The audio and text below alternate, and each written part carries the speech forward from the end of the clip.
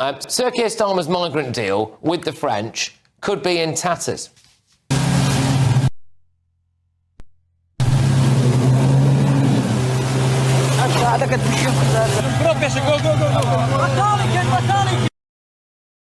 He is relying on the French doing everything. France has now agreed that they will now start to intervene in French waters in order to prevent small boats. That hasn't happened yet, but the previous government spent 6 years trying to persuade them. They have now agreed as a result of the pressure that we've been putting on, the discussions that we have had, and we need that to start. Well, today it emerged that the French might not be able to make the necessary legal changes to intercept those boats in the water because their government is possibly about to collapse. Sir Keir Starmer is also relying on the French playing ball and accepting illegal migrants back under this so-called one-in, one-out scheme. For the very first time, migrants arriving via small boat will be detained and returned to France in short order. In exchange for every return, a different individual will be allowed to come here via a safe route, controlled and legal, subject to strict security checks, and only open to those who have not tried to enter the UK illegally.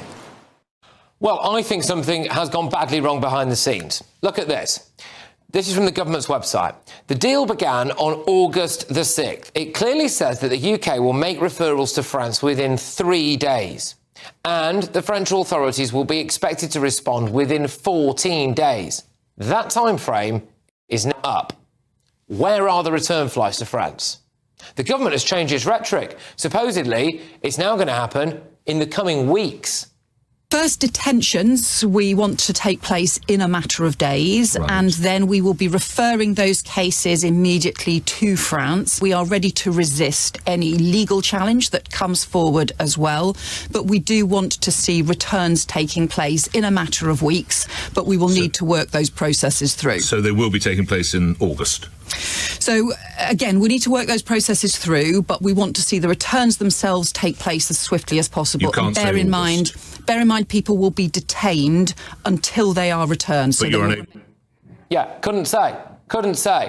There has obviously been a problem going on behind the scenes. We actually put all of this to the Home Office. We said, look, hang on a minute, what's changed? Why haven't we had any flights yet? They won't comment on operational matters. Sir Keir Starmer is also relying on the Germans to disrupt the transportation of small boats to Calais. So that's out of our control as well. That's up to the Germans. And Sir Keir Starmer's Attorney General has said he will never leave the ECHR. The new United Kingdom government will never withdraw from the European Convention on Human Rights. So, Sir Keir Starmer is also relying on foreign judges in foreign courts to say that we can or cannot deport anyone, which is interesting, isn't it? Compare that to Nigel Farage's plans. The only way we will stop the boats is by detaining and deporting absolutely anyone that comes via that route. Forget the French, forget the Germans, forget the ECHR, and a random judge from Bosnia and Herzegovina telling us that we can't deport a child rapist. He wants Britain's borders to be defended and protected by Britain and Britain alone. He wants out of international courts, out of international treaties. We decide who we deport, we decide where we send them and when. The only people we'd have to rely on to protect our borders would be us. Now, the only sticking point might have been whether or not the Taliban would take a returns deal. Well, they've basically already agreed, haven't they? And even the Rwandans have piped up again, saying that they'd be willing to do a deal with Mr Farage. And today it's emerged that under this Labour government, civil servants are being paid £75 extra per asylum application they complete. Now, I am concerned that this may lead to more people just being waved through. Now, look, just take a look at this letter signed by Sir Keir Starmer in 2020. In it, he says he wants to close immigration detention centres, liberalise family reunion laws, let asylum seekers work and give foreigners the vote. And it turns out He loves foreigners so much that he's willing to outsource our border protection to the Germans, the French and a load of foreign judges. The public have a clear choice now, don't they? You have a choice. Rely on other countries to protect our borders or do it ourselves. Let's get the thoughts of my panel. We have got Associate Editor for the Daily Express, Sam Lister, political commentator Chris Worrell, and broadcaster and journalist Nina Mishkov. Sam, is Keir Starmer in a bit of trouble over this French deal now on two fronts? The French not having to stop the boats and also whether or not they're actually going to take anyone back?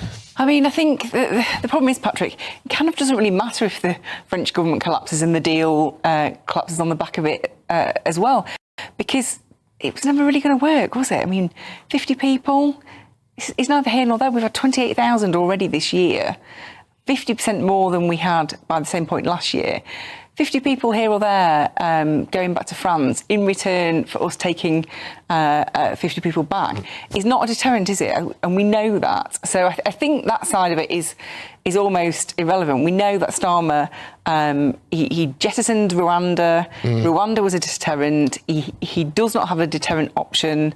And yeah, so I think it's almost irrelevant if France reneges on that deal. Is there a key difference there, Chris, which is essentially that, yeah, reform, whether people like their policy or not, it is all about us being in control of our own borders and doing it our way, whereas Sir Keir Starmer seems to want the French, the Germans and the ECHR to be in charge of it? I mean, what Keir Starmer's done is he's ham-fisted himself. We're at the behest with the French, and we've always been like that. And if we take it back to Brexit, I mean, people are fed up of the situation now. There's been... People talk about 14 years of the Conservative government. What's happened in the last year has been utter chaos, beyond anyone's wildest imagination. And there's a number of Labour voters leaving in their streams. But to the point is the Conservative Party, during Brexit, put forward a repatriation agreement, which, under Matthew Pennycook, who said, under the ECHR, we're going to end up like Belarus or Russia. This guy said he'd rather vote for no deal is better than a bad deal. But we've left with no deportation agreement. So the Labour and the Lib Dems, so I know you say you didn't vote for Labour, maybe voted for the Lib Dems, I don't know, are all responsible for this. But we've got to see what is the way of going forward.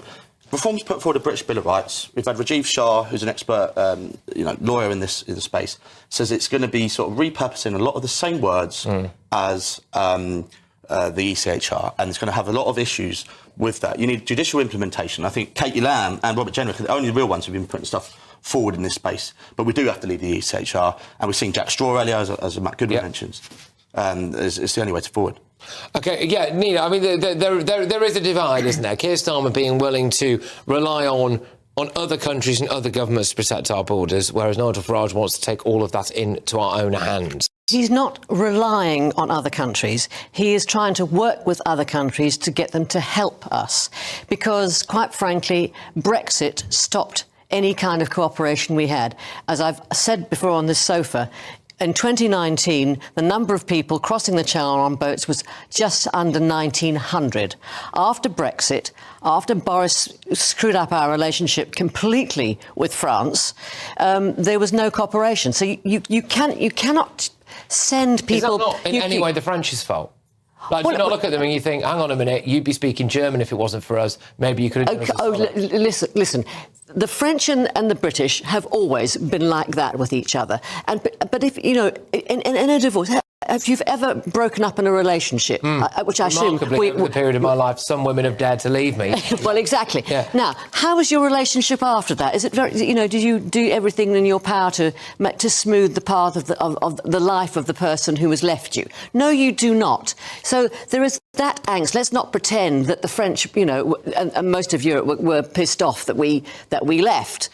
So you cannot send people back to countries that will not take them. You can't push them back to France. Okay. So we have been working hard with France and with Germany But the point on that now, Nina, is that there's clearly something that's gone wrong behind the scenes because the deadline... No. Well, yes. No. Because the deadline to start sending people back has passed. You would have thought... Yvette Cooper said some weeks ago, she said it will take some weeks for them to start processing. Because the French have the capacity to reject whoever we say that we want to send back. Well, let's just see. I think so. And you're talking about only 50 a week.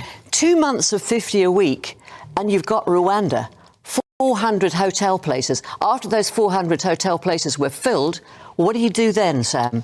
Well, I think the difference is Rwanda was obviously not a European country, so the people who were fleeing into France or the rest of Europe hoping to get to the UK, who then get sent to Rwanda, that's a very different prospect to being sent back to France. It was our own High Court that deemed that Rwanda was not a safe country to go to. I have been to Rwanda. I went to Rwanda with the former Home Secretary Priti Patel, and I wouldn't get in a lift with that woman. Never mind an aeroplane. A certain racist element. And James Cleverly, the former Foreign Secretary, has said this himself, that actually the left's approach to Rwanda has a certain racist whiff about it. No, there's no for anybody to go. No. It's like they themselves admit that they're human. They themselves admit that human rights is a work in progress. There. What about all the? It's a country that has recovered. What about the war on its borders with the Democratic Republic of Congo? 30 years ago, and I'm not talking about the genocide. I'm talking about activists who have been disappeared. Actively seeking young men to repopulate this country. How big a problem is it for Sir Keir Starmer? Let's say that the French government collapses, which all the noises suggest that I think it possibly is going to.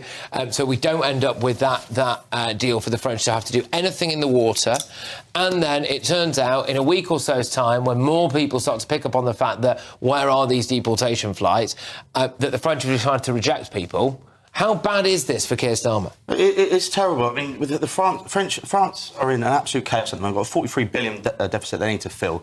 The fact of the matter is there was no deportation agreement. There was a repatriation agreement separate to the withdrawal agreement on the table. Matthew Pennycook voted to delay it under the Benn Act, and then under the Letwin Act, the Lib Dems and Labour voted that down too. They got rid of all the leverage under Brexit. So the Labour Party and anyone else cannot say, oh, we just inherited this from the Tories, because they were the ones that took all the leverage away from those Brexit negotiations. And if anyone can disagree with that, I don't swear. You've got Matthew Pennycook coming out here saying all stuff are going to end up like Belarus. I mean, this guy's actually responsible for the shadow Brexit secretary, for kibosh. On the other hand, it's only Russia and Belarus who have withdrawn from the ECHR. Australia, Canada, what about these places? Most of the rest of the world... We're talking about ECH, we're talking about Europe. We're not talking about the rest of the world. Most of the rest of the world... But also there's the International Refugee Committee. OK. All right. It's a disaster, though. That's all right. Well, there we go. I mean, look, we'll have to wait and see. Maybe they'll surprise us all, and one of these flights will take off to France next week. I would have thought if you're going to make such a big song and dance over it, you get those flights off the ground immediately. And the rhetoric has changed now. They're still saying it's the coming weeks. Anyway, the Home Office said, we have already detained the first group of people to cross the Channel after their arrival at Western Jet Foyle, and they are being held in detention until they can be returned to France. At that point, the en route scheme to the UK will also accept its first applications. Officials are currently going through applicants and have communicated with all those who have applied within 24 hours of receiving the application. I will leave it to you to pick the bones out of that. Now,